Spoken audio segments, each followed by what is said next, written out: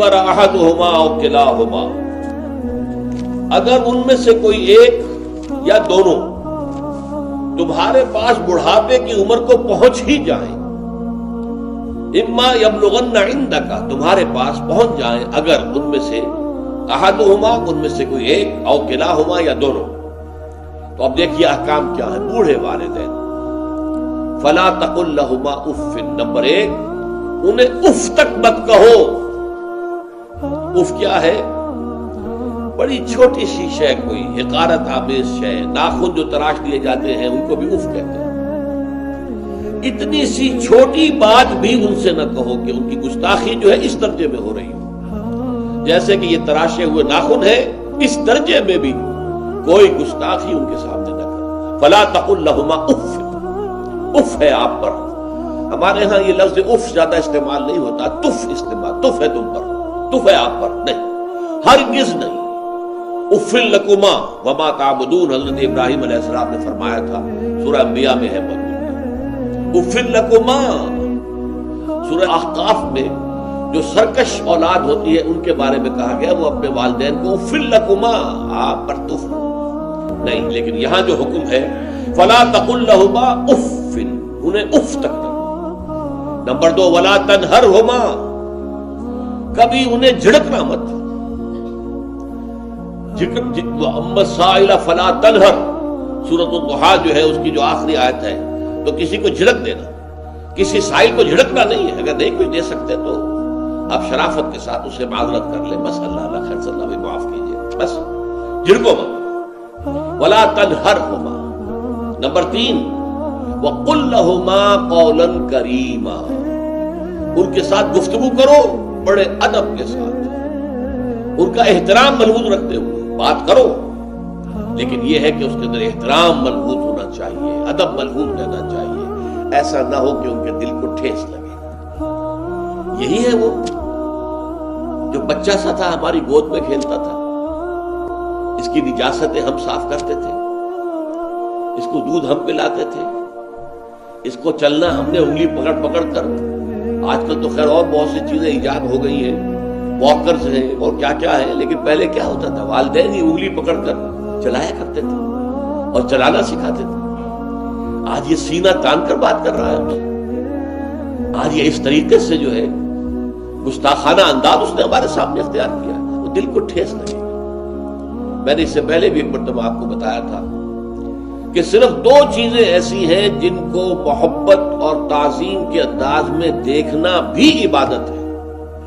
محض دیکھنا اور کچھ نہیں کر رہے آپ. ایک خانہ کعبہ، محبت بھرے انداز میں آپ بیٹھے ہوئے، صرف نہ آپ طواف کر رہے ہیں، طواف کریں گے تو اور ثواب ہوگا. آپ بیٹھے ہیں صرف اور دیکھ رہے ہیں، اور اس کے اندر احترام ہے، تعظیم ہے.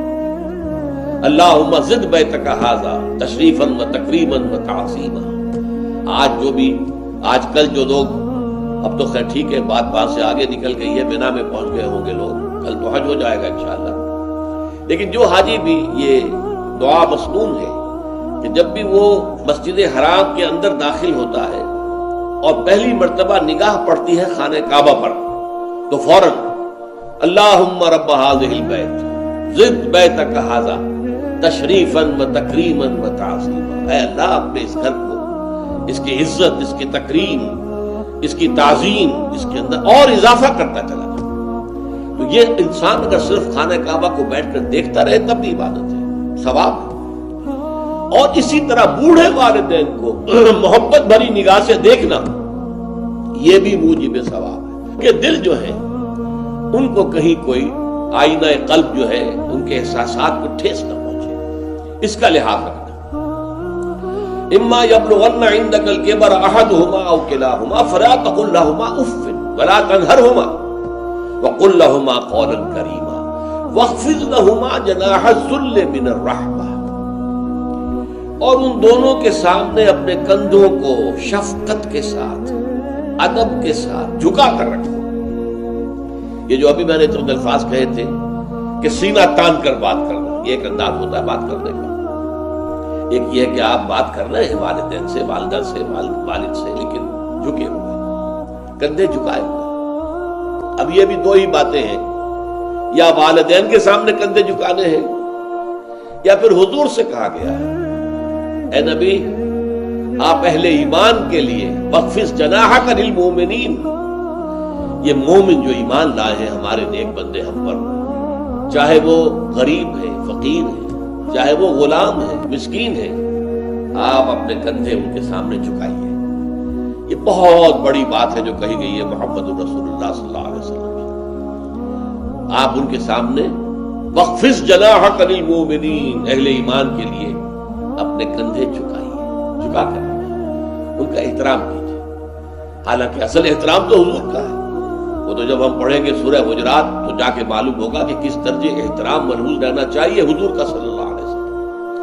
لیکن یہاں نوٹ کیجئے وَخْفِضْ لَهُمَا جَنَاحَ الذُّلِّ مِنَ الرَّحْمَةِ، اور اس سب کے بعد بھی وَقُلْ رَبِّ ارْحَمْهُمَا كَمَا رَبَّيَانِي صَغِيرًا، اور یہ دعا کرتے رہا کرو اے رب ہمارے ان دونوں پر، میرے والدین پر رحمت فرما، رحم کر، جیسے کہ انہوں نے مجھے پالا پوسا جبکہ میں چھوٹا سا تھا۔ اب دیکھیں یہاں لفظ کیا آیا، ربیانی، رب۔ اللہ تعالیٰ رب ہے حقیقی، وہ ہے اصل میں پالن ہار، ساری چیزیں اس کی پیدا کرنا۔ ماں باپ کے دل میں بھی محبت اور شفقت تو اسی نے ڈالی ہے، ماں کی چھاتیوں میں دودھ تو اسی نے بنایا، پیدا کیا ہے، تو اصل رب تو وہ ہے۔ لیکن اس کی ربوبیت کا ظہور جو ہو رہا ہے عالم واقعہ میں، عالم مادی میں، وہ والدین کی ربوبیت ہے۔ والدین پال رہے ہیں، پوس رہے ہیں، اپنی راتوں کی نیندیں حرام کرتے ہیں، بچے کو تکلیف ہے تو والدین نہیں سو سکتے، کوئی اور معاملہ ہے تو اس ظاہر بات ہے کہ ان کا آرام چین بالکل حرام ہو جاتا ہے۔ یہ ہے در حقیقت۔ اب ان کا بدلہ کیا چکا سکتا ہے آدمی؟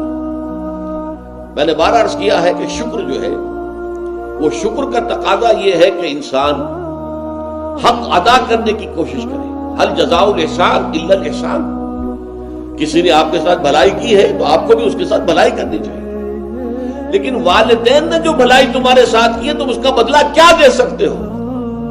اگر تم نے ان کے بڑھاپے میں خبر گیری کر بھی لی تب بھی وہ بدلہ نہیں ہو سکتا کہ جو انہوں نے تمہارے وجود میں آنے اور تمہارے لیے جو مشقتیں جھیلی ہیں، جو اثار کیا ہے، جو قربانیاں دی ہیں تمہیں پالنے پوسنے کی، اس کا بدلہ نہیں ہو سکتا۔ اس کا بدلہ ایک ہی ہے، اور وہ کیا ہے؟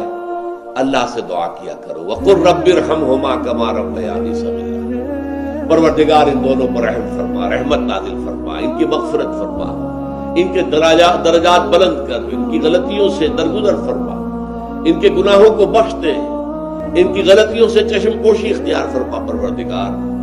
اور یہ در حقیقت میں تجھ سے درخواست کیوں کر رہا ہوں کہ مجھ پر ان کے احسان کا بہت بڑا بوجھ ہے، ان کے احسانات کا بدلہ میں نہیں چکا سکتا۔ وَقُلْ رَبِّ ارْحَمْهُمَا كَمَا رَبَّيَانِي صَغِيرًا، اور کہا کرو اے رب ہمارے، اے رب میرے ان والدین کے اوپر، بوڑھے والدین پر رحم فرما۔ اور ظاہر بات ہے کہ یہ سلسلہ جو ہے یہ صرف زندگی کا نہیں ہے، ان کے انتقال کے بعد بھی رب ارحمہما کما ربیانی صغیرا، رب اغفر لی ولوالدی وارحمہما کما ربیانی صغیرا، یہ آپ کی نمازوں کے ساتھ دعاؤں میں مستقل دعا ہو جانی چاہیے کہ اے پروردگار مجھے بھی بخشش فرما دے، مجھے بھی بخش دیجو، اور پھر میرے والدین کو بھی بخش دیجو، اور ان پر رحمت نازل کیجو جیسے کہ اس نے مجھے پالا پوسا تھا جبکہ میں چھوٹا سا تھا۔ وَقُلْ رَبِّ ارْحَمْهُمَا كَمَا رَبَّيَانِي صَغِيرًا،